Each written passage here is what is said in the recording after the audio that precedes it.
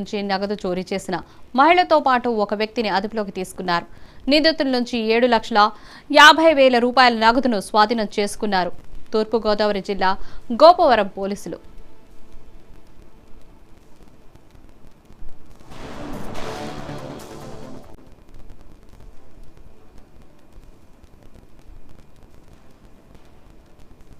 District Telangana state ఉంది.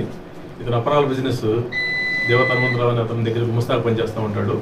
పనిచేస్తా ఇతను వచ్చేసి కాకినాడలో అపరాలను ఇచ్చేసి అక్కడ డబ్బులు తీసుకుని ఇటు రాజమండ్రికి బస్సు ఎక్కేసి రాజమండ్రికి వస్తాడు.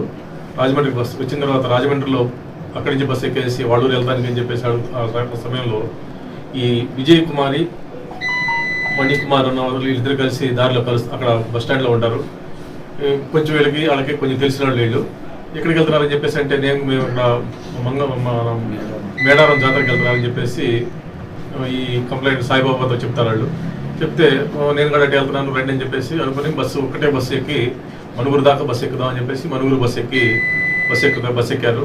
బస్సు ఎక్కిన తర్వాత రాజమండ్రిలో బస్సు ఎక్కిన తర్వాత ఇక్కడ గోపాలపురం దగ్గరికి వచ్చేటప్పటికి వాళ్ళు ఇతను కొంచెం నిద్రలో దారిపోయాడు సాయిబాబా.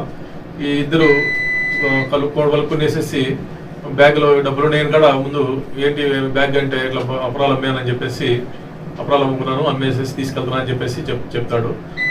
అని చెప్పేసి వీళ్ళిద్దరు కలిసి చిన్న కొడుకుని ఇక మన గోపాలపురం దగ్గరలో వచ్చిన తర్వాత ఆ బ్యాగ్ అతను నిద్రపోవడం సమయం చూసేసుకుని ఆ బ్యాగ్ని తీసుకుని డబ్బులు నా బ్యాగ్ని తీసుకుని బస్సులో నుంచి దిగేసేసారు. దిగేసేసిన తర్వాత కొంచెంసేపటికి అతనికి మెలకు వచ్చింది. ఈ గోపాలపురం దాటిన తర్వాత మెలకు రాగానే అతను చూసుకుంటే బ్యాగ్ లేకపోయేసరికి వీళ్ళు చూసుకుంటే వీళ్ళు లేరు. వెంటనే బస్ ఆఫ్ అని చెప్పేసి ఆపించి వెంటనే వచ్చేసేసి ఇట్లా జరిగిందని చెప్పేసి ఇక్కడ పోలీస్ స్టేషన్లో రిపోర్ట్ ఇచ్చారు. రిపోర్ట్ ఇచ్చిన తర్వాత వెంటనే మా ఎస్ఐ గారు కేసు కట్టుకుని వెంటనే అక్కడ వాళ్ళది మండపేట వాళ్ళు చెప్పాడు అతను ఇట్లా మండపేట